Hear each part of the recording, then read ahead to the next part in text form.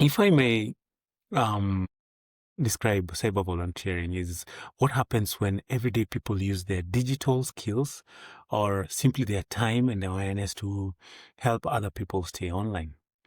I've come to notice from the conversations that I've had with people or the talks that I've had, the questions that I get from people, people often walk towards cybersecurity volunteering with a head full of assumptions that don't quite really match their reality. We usually say that the first line of defense is the user. You might be having the best systems, but if the user is not aware of these systems, then you're doing nothing. I'd say that like cybersecurity is slowly becoming a civic skill, something that communities rely on, like first aid or public health. So the more people understand that cybersecurity isn't about fear or secrecy, but shared responsibility, the stronger the collective safety net becomes, yeah?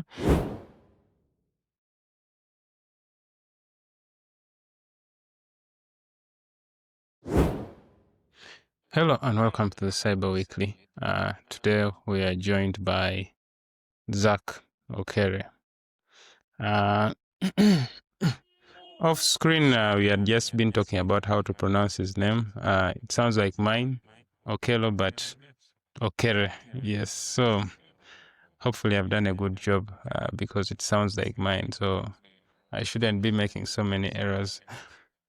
But today we'll be diving deep into mostly cybersecurity, but technically mostly cyber volunteering. People usually assume there are no opportunities in cyber volunteering, and they always assume that, where does things come in now? Where do I get my breakthrough? So we've brought Zarc to talk about this. So Zarc, welcome to the show. Thank you so much, Dio. I'm really humbled and honored to be here. And I want to say congratulations for the good work. I remember you starting episode 1 for the Cyber Weekly, and now you're in episode 87. That's really commendable. Congratulations, and thank you for having me here. You're welcome. I was also telling you that you're the people who have actually helped guide me. I've listened to your conversations and I was like, wow, especially in the ISC2 program.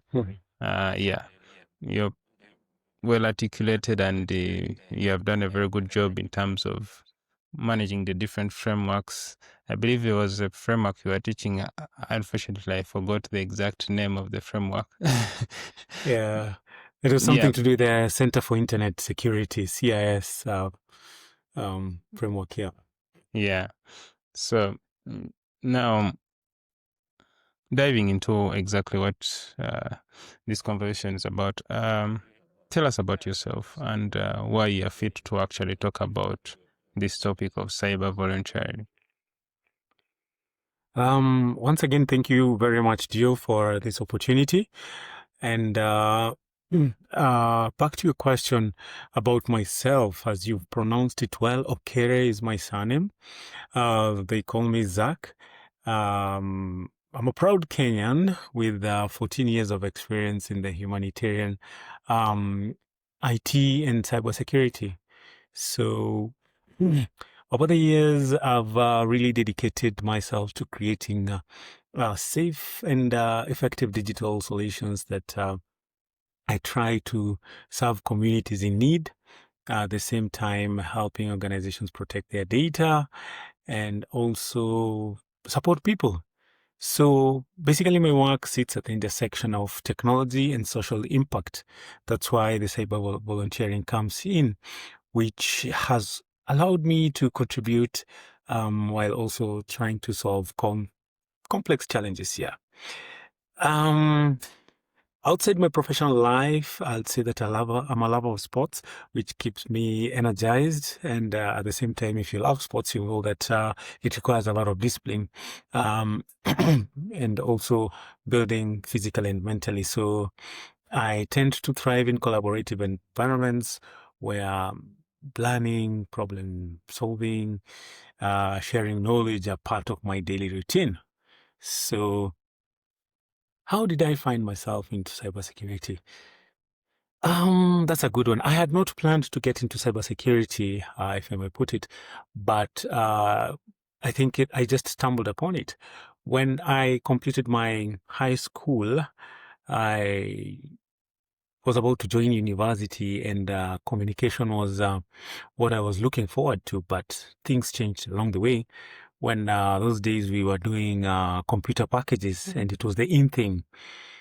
So I went to one of the local universities in Kenya to do the packages, and I got interested. And before knowing it, after I completed my the packages, that is Word, Excel, Access, and PowerPoint, those days, I found myself doing a diploma in computer engineering, and that's how my IT journey started. And along the way, I found myself into cybersecurity because there were these courses offered by the university, by Cisco, and I really enjoyed the practical lessons of these courses, which pulled me closer into cybersecurity. I really enjoyed that. So over time, I deepened my technical grounding, trying to explore what really is this cybersecurity. And at the same time, I became interested in the human side of security, behavior, awareness, digital responsibility, and how they just shape the safety just as much as I could hear words like firewalls, encryption, passwords, and everything. So I really wanted to get deeper into it, and that's how I got myself into this field of cybersecurity. And just by the fact that the field of cybersecurity is very dynamic, we have a lot of things changing by the minute. It keeps me on toes. Yeah. Um, you only grow old if you stop learning. That's what people say. So just trying to be ahead of uh, not others, but the bad guys, that keeps me going. It gives me extra motivation to do, to get or to delve deeper into cybersecurity.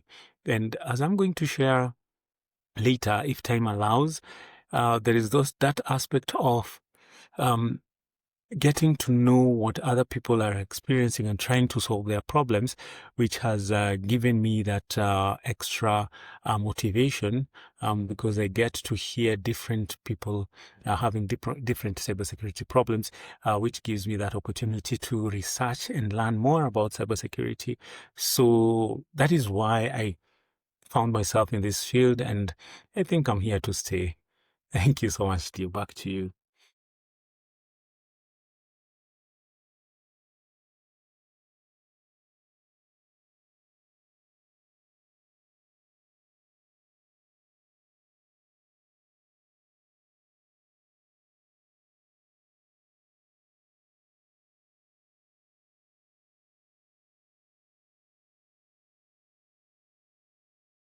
Yes, dear, I can't hear you.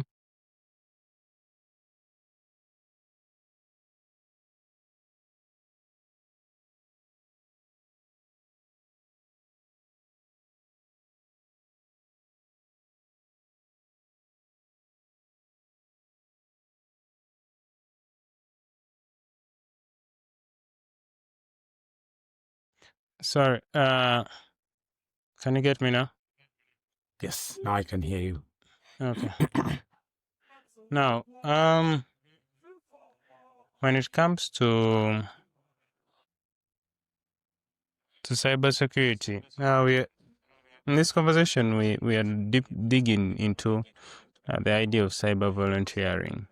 So, your journey into this, how did it begin? And if someone is actually hearing it for the first time, what is actually cyber volunteering? Does it mean that you are working for organizations for free, or what? What's the deal about it? I'd say think of it as community service, but now this is in the digital world. Yeah. We have very many organizations out there doing CSR uh, for other people, and it's a source of satisfaction for them. So, if I may um, describe cyber volunteering is what happens when everyday people use their digital skills or simply their time and awareness to help other people stay online. It might sound technical, but the idea is surprisingly very simple because we have very many nonprofits who have got a mission and a vision to keep. But you'll get that these nonprofits, they don't have the resources, that is the money and people to help them with this cybersecurity. So to assist them maintain their vision and their mission, we volunteer our time and our resources so that at least they can maintain their systems or their cybersecurity posture. Sometimes it looks like someone with the technical skills helping a small nonprofit set up safer passwords, try to say recover from a phishing scare, or a person like you. What you're doing, I can say it's cyber volunteering because you're moderating an online community to share what they have. Yeah, so sometimes it's just that digital literacy work, teaching others how to spot scams, protect their devices, or at most even handle online abuse. So it's voluntary and it makes people safe because most of these nonprofits, as I said earlier, they don't have the expertise because their vision does not maybe include a cybersecurity expert. So they don't have a budget for that. So that's where we come in. We volunteer our time, we volunteer our skills and our expertise to help these nonprofits stay safe and maintain their vision and mission, be secure. So that is what we say is cyber volunteering. Yeah. And it can also range. Yeah. It's not necessarily nonprofits. We have IT students, um, to teachers. We have digital rights advocates to patients, who can guide someone through, say, a request that they've made. So in many ways, it's natural response to world where harm can spread quickly, but now you have someone there who's volunteering their time, expertise, and skills to help with them, to help this nonprofit or this school or this organization stay cyber secure. Yeah, I would like to add on to that. Now, for a young person, one might assume that the fact that it's volunteering, how does it now pay up in the future? If it is not through money, what are we looking at as a long time or a short time benefit of actually volunteering? Yeah. So we know the times are hard. Yeah. Times are tough and people will want to do something so that they can be refunded. But now, when you help someone, you build your reputation. You also tend to build your CV in some way, and you also gain experience from what you're doing. Yeah. So if you have something that you can give back to the community or the society that raised you, then it's a plus. So you can imagine you have all these skills and you don't have anywhere to take them. You'll just stay with them and then they'll not be useful. So I'm looking at it from this perspective that you have these skills and you're helping the community in some way. I'll give it an example of those people who are playing football. How do they give back to the community? Maybe they go back to where they stay, and what they do, they train the little kids on how to play football, discipline, community service, and so on and so forth. Yeah. So you build that reputation, and maybe most probably something will open up by referrals. Yeah. In some rooms, there'll be a conversation and your name will come up and you'll be like, oh, there's this guy called Dio who helped us do A, B, and C. You can reach out to him. And that's how people make connections. That's how people get those job opportunities that you don't want to volunteer to be seen. Yeah. So it's very important for you, for those people who are young and they are trying to break into this world of cybersecurity or any other industry or field, just to volunteer their time and expertise, and who knows who's watching. Yeah. Someone else will be seated somewhere watching what you're doing, and they'll be like, yeah, I think I'll get this person because whatever they've done is really, really good for us, and we need this expertise here now that we have a deficiency, or we need someone for this position. Yeah. Now, I'm looking at a young person. They'll be like, okay, now, could you give us an example of actually how that has happened, how manifested, basing on your experience, how someone from, volunteering has actually landed a job? Okay. Yes. So I'm not going to name names, but I recall where I'm volunteering currently, and we had this guy who was volunteering um his skills, and at the same time they were doing shadowing someone. Yeah. So you don't have a skill in dark web monitoring, for example. So when someone else who's got that skill is doing that particular work, you just join them, and then they teach you the ropes, and you gain that knowledge, and next time you can do it alone. So during the volunteering process, this guy did a very good job for this particular nonprofit. And when this nonprofit got funds for a cybersecurity expert, they just said, we want person X to come and join us. Because whatever he did for us when he was volunteering, he did it well, and he did it with his whole heart. So they didn't interview him because he had already been interviewed by these people when he was volunteering his time and expertise, you see. So there's someone always watching what you're doing, and you do a good turn, and someone else will appreciate you, and sooner or later. So you just do your best, and you do give your best before you move on. Yeah. Yeah, that's interesting, especially for young people who Mhm. usually assume that no one is watching. But yes, people are always Yeah. watching.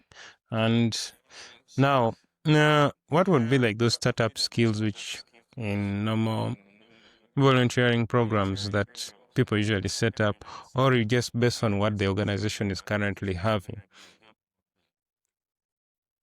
Okay, definitely. Like for cybersecurity, you need to have technical skills. But you see, cybersecurity also had that aspect of social skill, because you're talking to people who don't understand the language that you're trying to put. So you need to explain. Excuse me. You need to explain things to them in simple human language. So apart from just the technical aspect, the human sides of your brain also need to be activated in some way.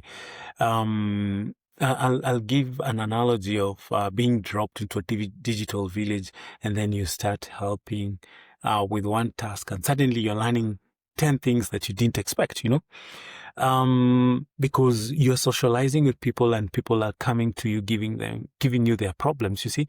So you need to put them into levels. There are those people who learn very fast and they understand things very fast.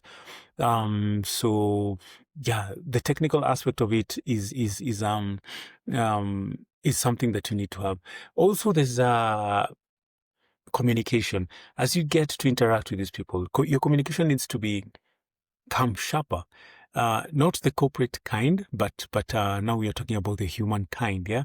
So you should be able to learn how to explain technical ideas in a way that doesn't make people's eyes be like, wow. You see, you give those technical jargons and you lose all the people in the room. You'll also learn patience, because there are those people who you'll need to explain several times before they understand something, especially dealing with people. And you also need to know how to read the room, especially when someone is reporting something like an incident, or feeling scared or embarrassed when you are trying to explain to them, Um, Then there's that aspect of empathy. You should have it in yourself, because if you're dealing with these people and they're explaining to you, my picture's leaked in the internet and it's going round, someone is sharing them, blah, blah, blah. So you need to develop that strong sense of digital empathy. Yeah. So when you're assisting these survivors online, or dealing with scams, then you should also build that curiosity in any topic. So there's no stupid question. That is what people see. So even if someone asks you what is a fish, and it's something that you've been explaining over and over again, just explain it to them once again. Don't be like, now you're disturbing us. So altogether, it builds a blend of technical know-how, people skills, and just having that grounded understanding of how risks actually play in real life. So it will bring out or nudge you towards leadership, because sooner or later the person turn to be the leader, because people are looking up to you to try and explain to them things, and who knows. Yeah. So you need to build that empathy. Communication is very important, and also just be patient. Those are some of the things that you need to build. Yeah. Thank you. Okay, thank you for that. Now, what are the best organizations or platforms where people can start actually volunteering from? Okay. That's a good question. So there are several organizations and platforms where, if you're interested in cyber volunteering, you can contribute meaningfully. But it also depends a lot on your skills, the skills that you have. We've spoken of technical and also non-technical. Also, it depends with how much time you want to commit and whether you care about the social impact. Yeah. Education, threat intelligence, or supporting corporates or nonprofits. Yeah. So when I say social impact, it depends. So if it's an organization that is supporting children and you are very passionate about children, definitely it's going to be a yes. If it's an organization that is supporting old people and you're not passionate about working with old people, then it becomes different. So those are some of the social impacts that you're talking about when you're choosing an organization to work for. But some of the top organizations that I'll share about is this. I don't know if you can read this. The Cyber Peace Builders, yeah? Which is run by the Cyber Peace Institute, where they have this March volunteering cybersecurity matchmaking. Yeah, so we have an expert who deals with security awareness, and then they are matched with an organization that is working on in children or banking sector, and you can visit their website. It's a Cyber Peace Institute, and look at what they're doing. You can register, and someone definitely will be able to reach out to you. We also have other organizations like the Cybersecurity Reach Foundation, where their volunteer program allows people to contribute to threat intelligence, whatever that is happening. And also their open source intelligence is very nice. It's very, very strong. Which one? Open Source in Cyber is also another organization that people can reach out to. And the last time that I was making a presentation to the ISC Squared, they also have a volunteering program. Yeah, people can volunteer their expertise and the skills through the ISC Squared program.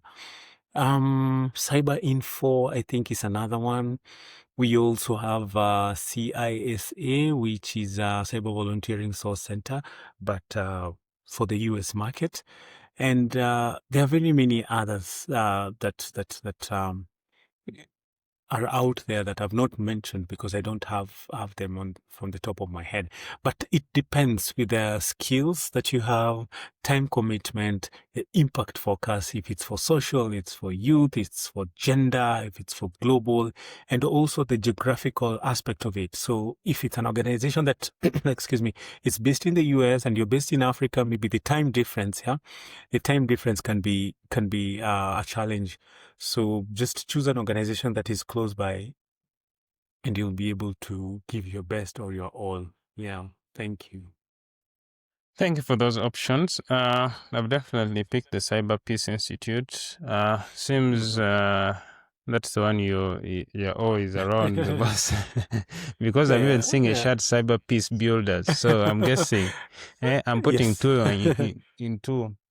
Yeah. But what are those challenges and misconceptions do people have about cyber volunteering? Okay. I've come to notice from the conversations that I've had with people or the talks that I've had, the questions that I get from people often walk towards cybersecurity volunteering with a head full of assumptions that don't quite really match their reality. Yeah. So the cybersecurity field sits at odd crossroads where Hollywood work, hacker, or genuine community work all collude. So that's where the misunderstanding thrive.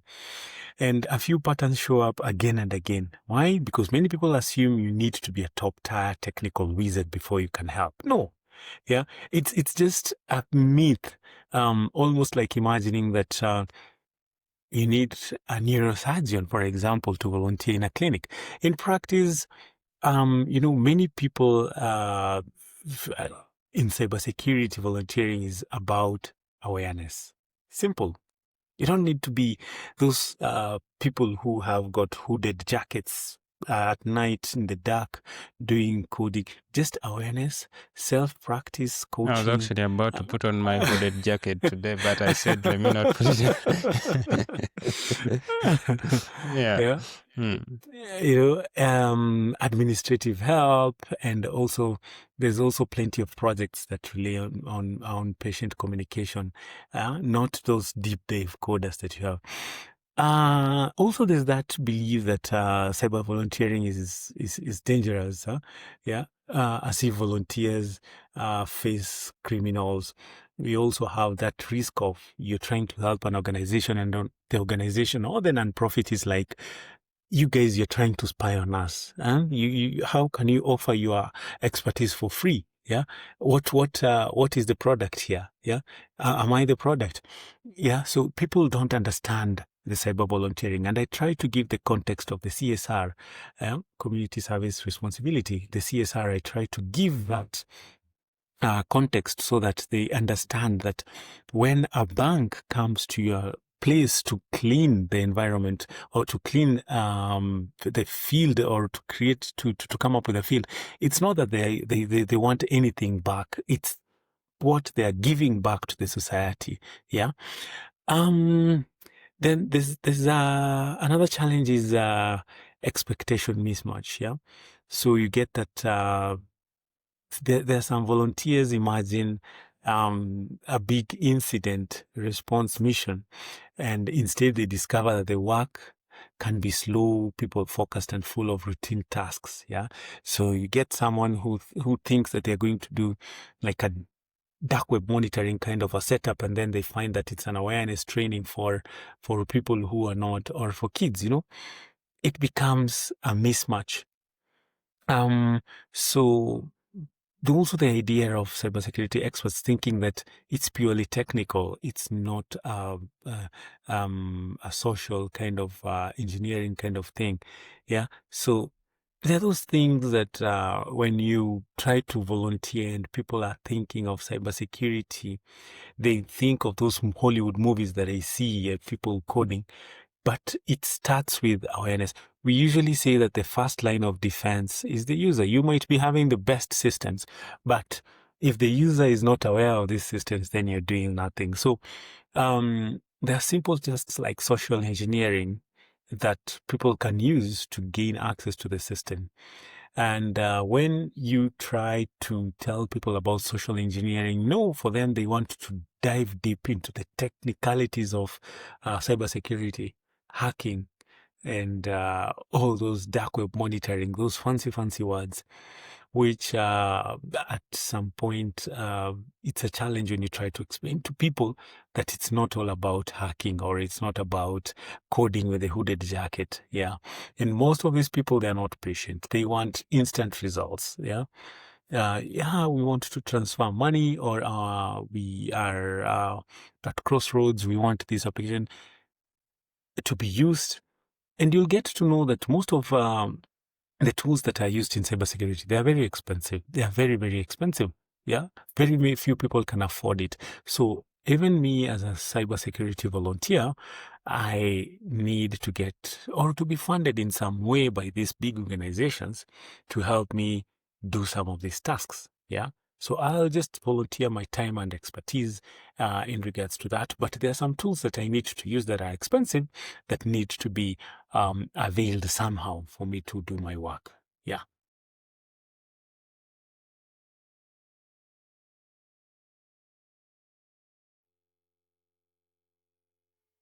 Yeah, you're actually right about many of those.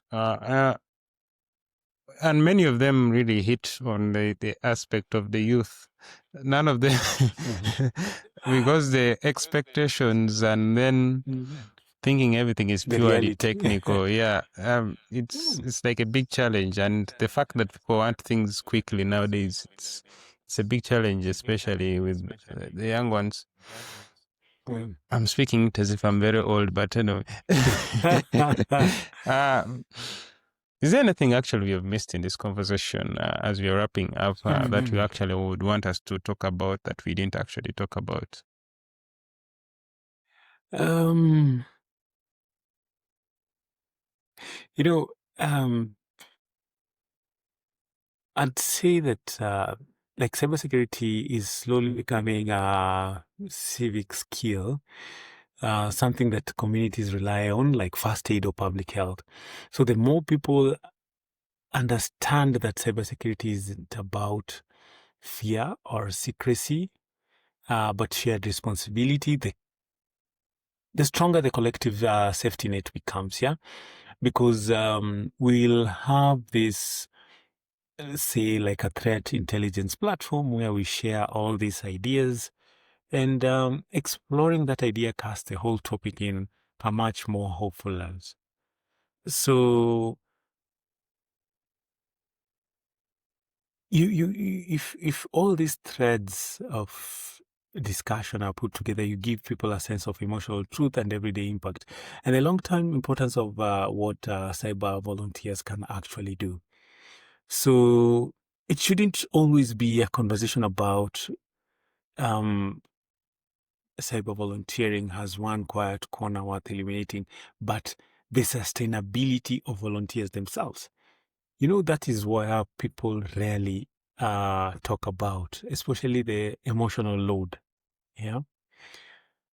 It's something that I'm very sure you had not factored into your questions, because just like when we have these people who go to the battle zone, like the Marines, yeah, after all has been said and done, and they come back home, they need to go for treatment to clear the pictures that they had when they were in the battlefield. So it's same when you're dealing with someone who's trying to absorb anxiety, you are also in that space. Yeah. So we have people volunteers who jump into enthusiasm and only later realize, wow, we need boundaries. Yeah. Because I was dealing with someone who's, um, maybe their pictures are being let out in the open, and the way they are dealing with it is something that I should also put myself into that space so that I understand how they feel. Yeah. So mentorship or support system of their own for the cyber volunteers, I think it's really important. It's really important. Something that has been overlooked for a while.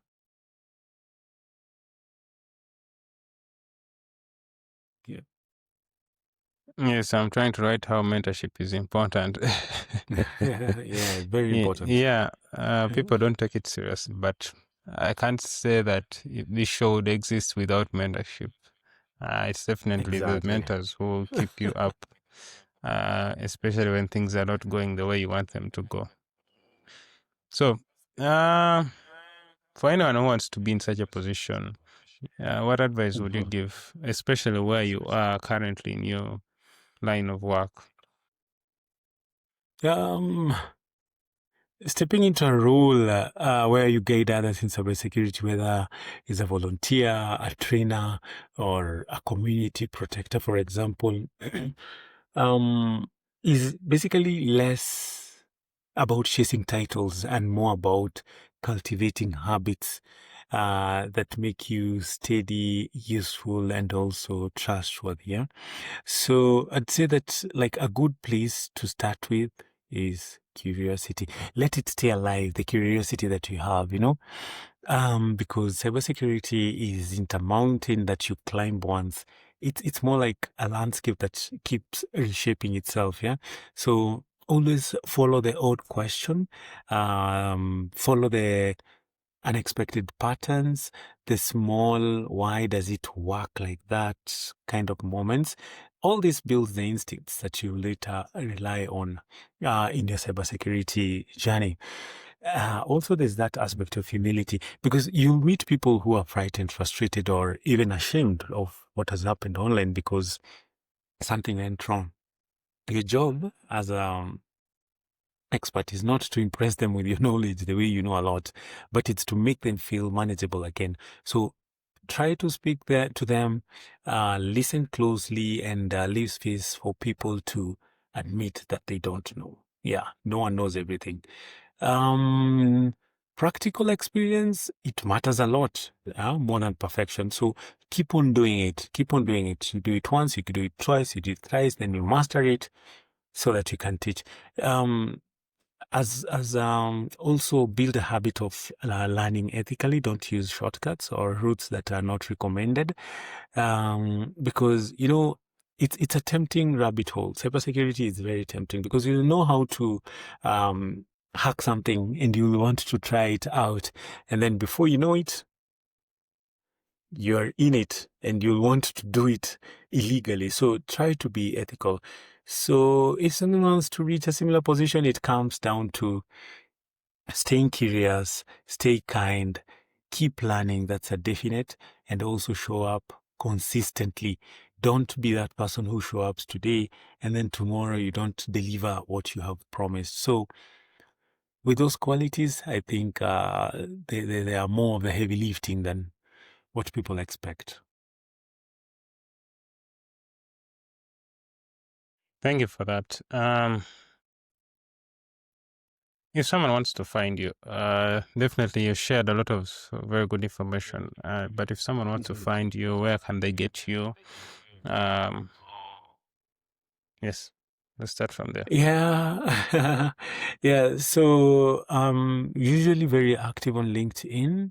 Zarc Okere, that's my LinkedIn. Maybe you can share it when you're sharing the podcast. Zarc Okere on LinkedIn. That's where I'm very active. I'm not very active on other social media because it's more or less like a rabbit hole, which I try to avoid very much to concentrate on other things. But I try to network with people of the same profession. That's why you'll find me on LinkedIn. Also, you can go to the Cyber Peace Builders website, and there we can interact. You can request for a service, or you can even request for more information on what you do. So, cyberpeaceinstitute.org, that's the website that you can go to, and you'll find us there, and we'll be able to assist you. Yeah. Thank you, Zach. We've definitely Welcome. picked a lot when it comes to cyber volunteering. Mhm. You have definitely answered all the misconceptions and pitfalls which people usually face when they are trying to join this profession. So thank you. Uh, have a good one. Thank you to Dio, and continue doing the good work. Just reach out anytime that you need our assistance, and we'll be able to help. Thank you very much. I'm You're really welcome. humbled and honored. You're welcome. Yeah. Okay. Okay. Yes. Bye-bye. Good Bye. luck.